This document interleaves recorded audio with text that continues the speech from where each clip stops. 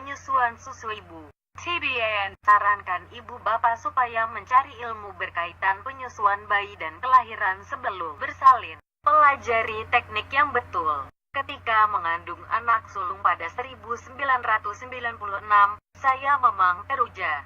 Saya mulai membaca banyak buku mengenai kehamilan dan penjagaan bayi. Penyusuan susu ibu satu topik mengujakan, namun pada masa sama menakutkan saya. Banyak kisah berkaitan penyusuan susu ibu yang saya dengar terutama membabitkan masalah payudara, bengkak, puting berdarah dan paling biasa jumlah susu tidak mencukupi. Sudah tentu saya membaca sebanyak mungkin mengenai penyusuan bayi dan menghadiri kelas pranatal, katanya. Tambahnya, selepas 1 jam menghadiri kelas penyusuan, pengasas The Breastfeeding Advocates Network (TBAN), Ginayong, berasa sangat yakin untuk memberikan susu badan kepada bayi selama 2 tahun.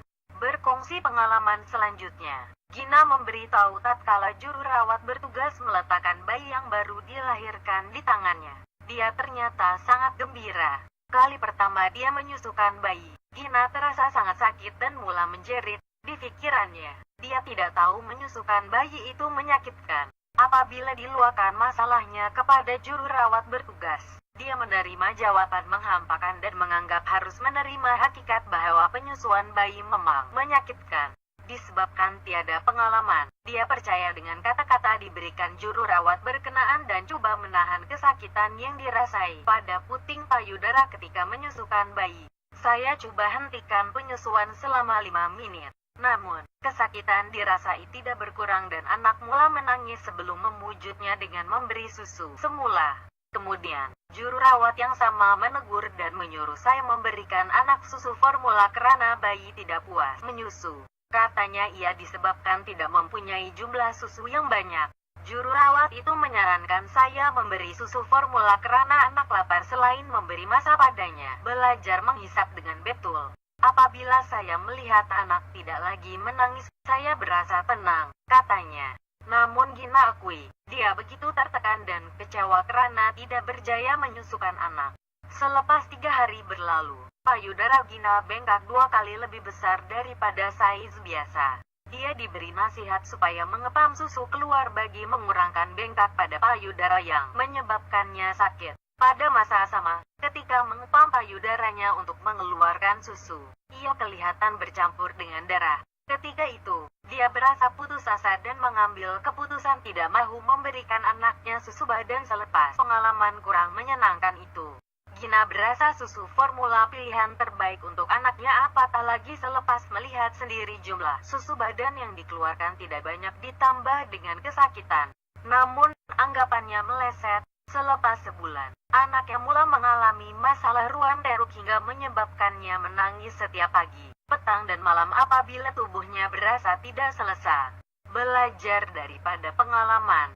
Namun, kami bersyukur karena anak sulung kini membesar dengan sehat. Saya melahirkan anak kedua di San Francisco, Amerika Syarikat. Kali ini, saya sudah tetapkan pikiran untuk memberikan anak dengan susu formula karena tidak mahu kekecewaan lalu berulang. Tambahan pula saya sadar susu badan saya tidak mencukupi. Namun, ketika mahu melahirkan anak pihak hospital menjelaskan hospital terbabit mesra bayi yang memerlukan ibu memberi susu badan sepenuhnya kepada bayi. Katanya, pikirnya ketika itu, jika mahu memberi susu formula, dia terpaksa mencari hospital lain untuk melahirkan anak.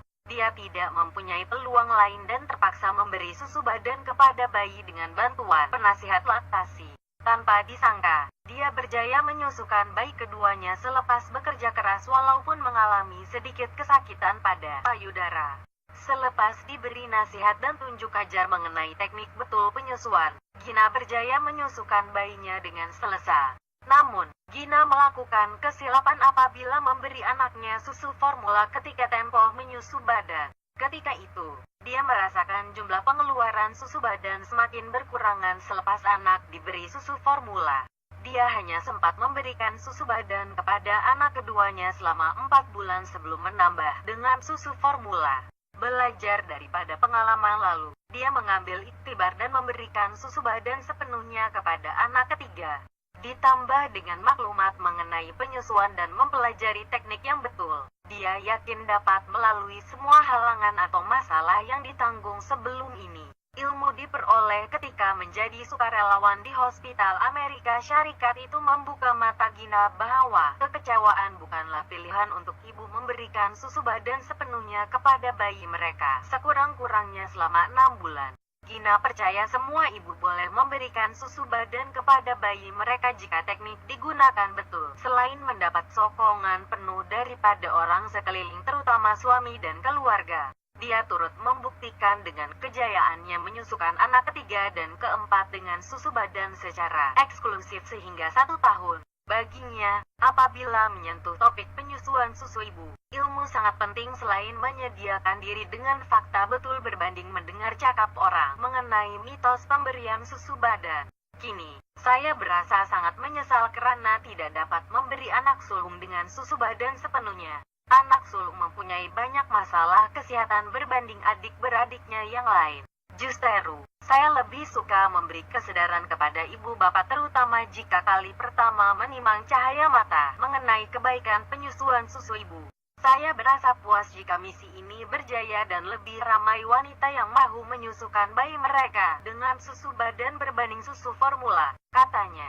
Sebagai penasihat penyusuan susu ibu, banyak ilmu dan pengalaman yang mau dikongsi bersama ibu bapak lain sehingga merasakan dia tidak mampu melakukannya seorang diri. Pada 2002, Gina kembali ke Malaysia dan mengambil kursus laktasi di Kementerian Kesehatan Malaysia sebelum membuat keputusan untuk menyalurkan maklumat yang dipelajari kepada sesiapa saja.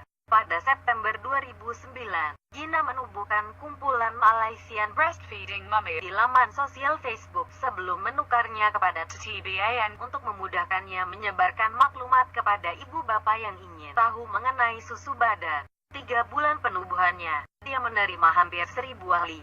Selepas 3 tahun berlalu, Gina membuka pusat berpantang kepada suami istri yang memerlukan bantuan selepas melahirkan bayi di Bonda Villa, Kota Kemuning, Shah Alam.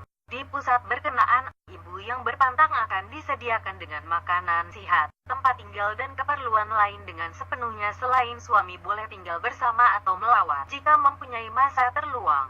Dibantu 9 juru rawat dan 2 kaunselor, Daphne Lee dan Shirley Fan, Gina turut merancang untuk membuka cawangan pusat berpantang di Jalan Klang Lama, Kuala Lumpur pada Januari depan.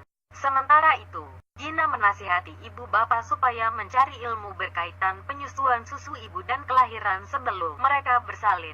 Dia berkata, 99% ibu sebenarnya tidak mempunyai masalah jumlah pengeluaran susu ibu untuk diberi kepada anak asalkan mereka tahu teknik betul dalam penyusuan.